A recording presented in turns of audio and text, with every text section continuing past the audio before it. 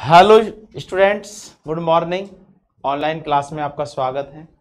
देखिए, हम chapter number 2 पढ़ रहे हैं और इस चैप्टर का नाम है जीव जगत का वर्गीकरण।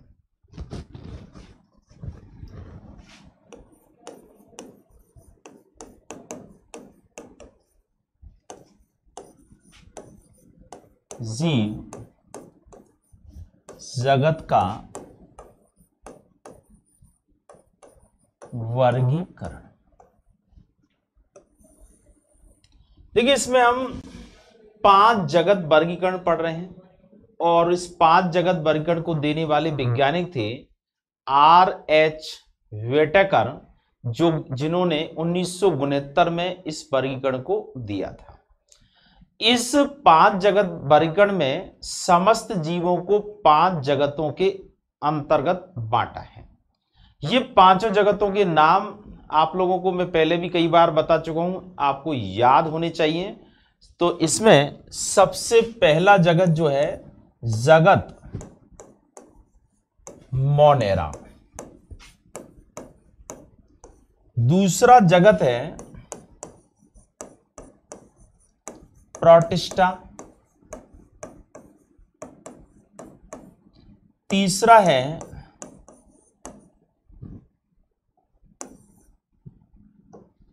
जगत फंजाई, जिसको कवक भी कह सकते हैं। चौथा है जगत प्लांटी और पांचवा है जगत एनीमेलिया।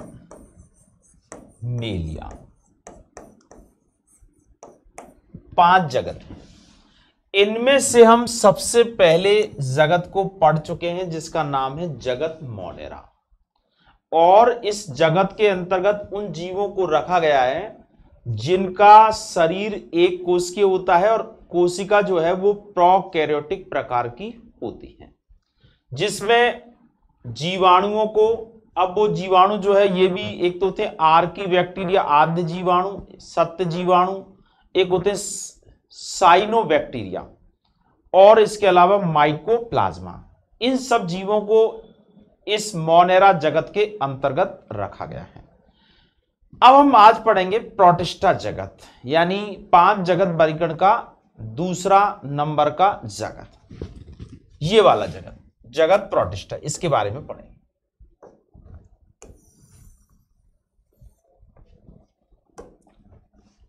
जगत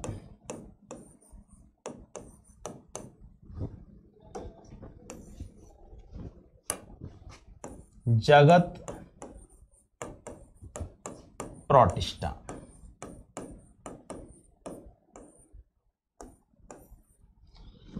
ये जो प्रोटिस्टा जगत है इसके अंतर्गत एक कोश के जीवों को रखा गया है।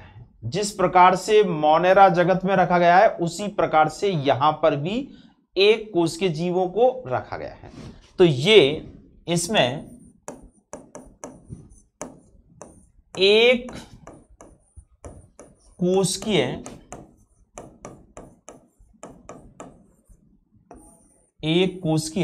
जीव या एक कोशिकीय जीवों को रखा गया है। अब आप कह सकते हैं साहब मोनेरा जगत में भी एक कोशिकीय जीवों को रखा गया था। अब अंतर यह है कि इसमें जो जीव रखे गए हैं वो यूकैरियोटिक जीवों को रखा गया है। तो कहेंगे इसमें एक कोशिकीय जीवों को रखा गया है, तो इसमें आप साथ में जोड़ दें एक कोशिकीय यूकैरियोटिक जीवों को रखा गया है। तो यहां यूकैरियोटिक शब्द को और जोड़ दें, अंतर आ जाएगा। इसमें एक कोशिकीय यूकैरियोटिक जीवों को रखा गया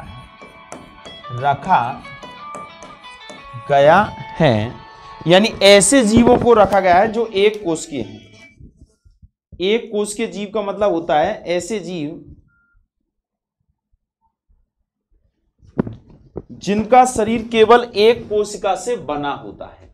तो एक कोश के जीवों को रखा गया और वो कोशिका भी कौन से प्रकार की, यूकैरियोटिक प्रकार की होती है। ठीक है, अब आता है कि ये जो जीव है, इसमें जो जीव रखे गए हैं ये सूक्ष्म होते हैं। तो एक कोश के है तो सूक्ष्म होते ही हैं। साथ में देखिए इनमें यूकैरियोटिक है, इसलिए इनमें जो केंद्रक होता है वो सत्य केंद्रक होता है, यानी ये सत्य केंद्रकी होते हैं। सत्य केंद्रकी का मतलब होता है यूकैरियोटिक, जिनमें केंद्रक के चारों तरफ केंद्रक झिल्ली की उपस्थिति होती है। तो देखिए यहां अपने आप में ही है कि इनका ये एक कोश के हैं, यूकैरियोटिक है, और यूकैरियोटिक का मतलब है सत्य केंद्रकीय जीव होते हैं। साथ में देखिए इनमें कोशिका भित्ति की उपस्थिति भी है और कुछ सदस्यों में अनुपस्थिति भी होती है। तो इनमें कोशिका भित्ति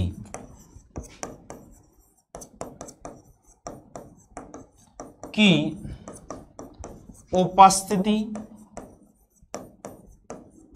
व अनुपस्थिति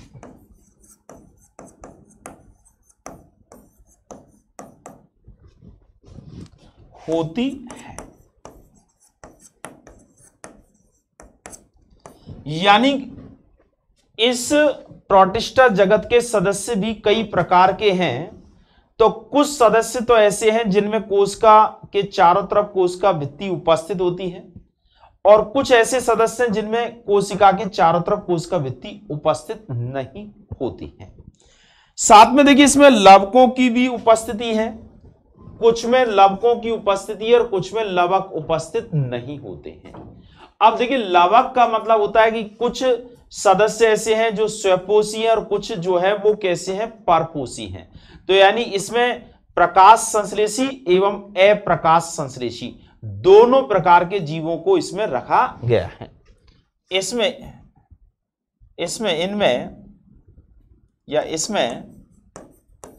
कुछ प्रकाश संश्लेषी व कुछ अप्रकाश संश्लेषी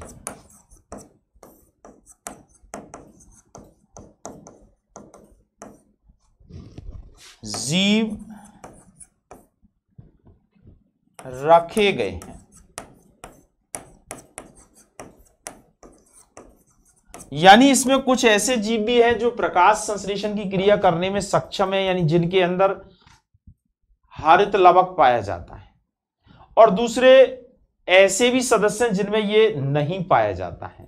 तो यहां देखिए ये कुछ वैज्ञानिकों का इसमें बड़ा मतभेद है इस प्रोटिस्टा जगत के अंतर्गत कि इसमें प्रकाश संश्लेषी को भी रखा गया है और अप्रकाश संश्लेषी जीवों को भी रखा गया है।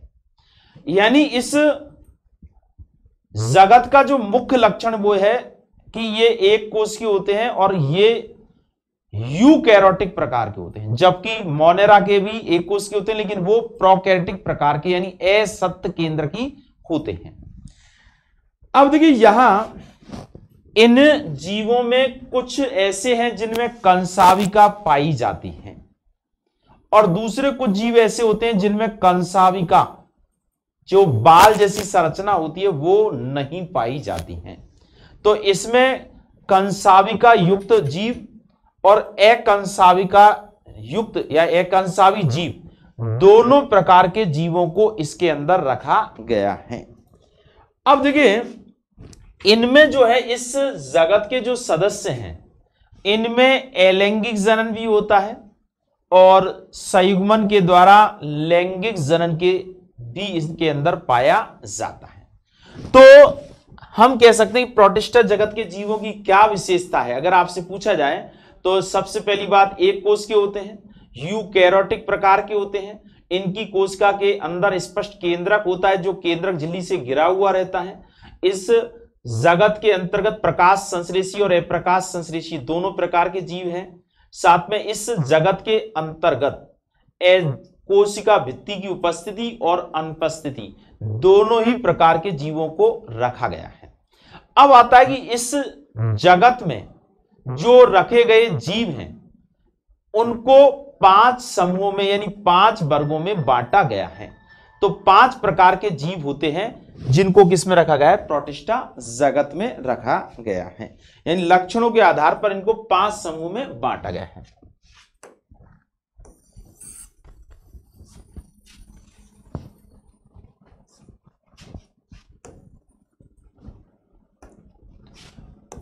प्रोटिस्टा जगत को 5 समूहों यानी वर्गों में बांटा गया है। यानी इस जिस तरह से हमने पढ़ा मोनेरा जगत को हमने यूकैरियोट यानी you bacteria, Archie bacteria, cyanobacteria, mycoplasma, इसी तरह से यहां पर ये जो प्रोटिस्टा जगत है इसको 5 समूहों के अंदर बांटा गया है। अब वो 5 समूह कौन कौन से हैं, इनके सबसे पहले आपको नाम याद होने चाहिए। एक तो होता है क्राइसोफाइट,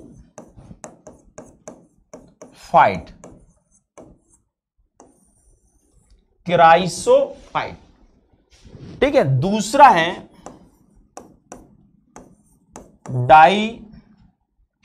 डाइनो यानी डाइनो, इसको अपन इस तरह से है डाई फ्लैजिलेट यानी डाई एनोफ्लैजिलेट, एनोफ्लैजिलेट,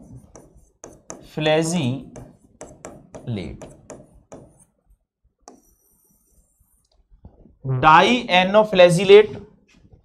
तीसरा है यानी डायोफ्लैजिलेट भी बोल देते हैं, डायो या डायनोफ्लैजिलेट। तीसरा जो है युग्लिनॉइड, युग्लिनॉइड। और चौथा है स्लाइम मोल्ड। अब पंख कवक,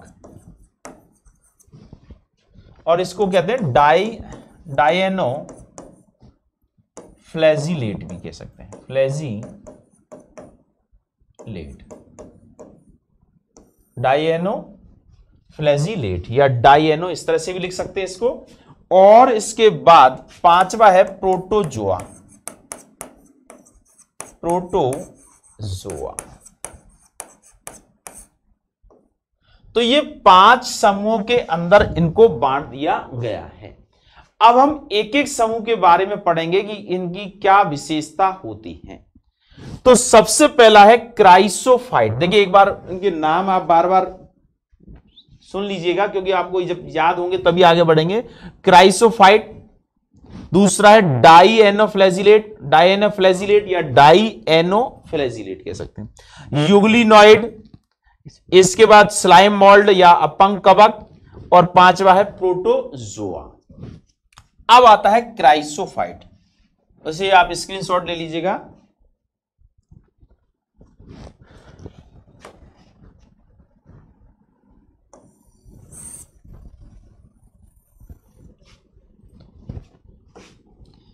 क्राइसोफाइट, देखिए ये क्राइसोफाइट जो है इसके अंतर्गत आते हैं डाई एटम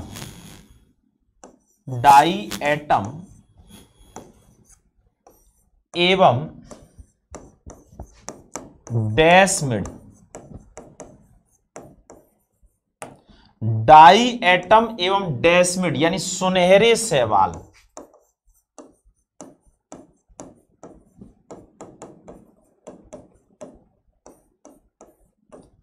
इनको इस क्राइसोफाइट के अंतर्गत रखा गया है। डाई एटम्स, डाई का मतलब होता है 2, एटम का मतलब होता है अणु, यानी इस तरह के जीव होते हैं ये जिन पर कोशिका भित्ति कवच के रूप में होती है। और ये कवच जो होता है वो दो पार्टों के द्वारा बना होता है। जैसे साबुनदानी के दो पार्ट होते हैं और उसमें साबुन बीच में रखते हैं, तो उसी तरह से यहां डाई एटम्स होते हैं। ये जो है जलीय, ये कह सकते हैं, ये अलवणीय व लवणीय जल में पाए जाते हैं। यानी खारे पानी में और मीठे पानी दोनों ही जलों के अंदर ये पाए जाते हैं। ये एक तरह से कह सकते हैं जल की धारा के साथ बहते रहते हैं। ये जल की धारा के साथ बहते रहते हैं।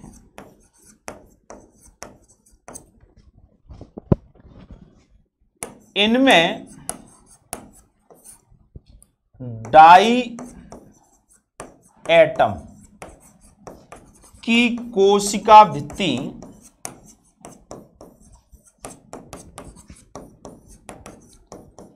दो कपाटों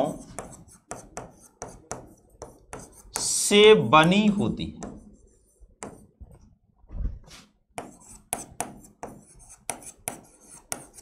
जो कि सिलिका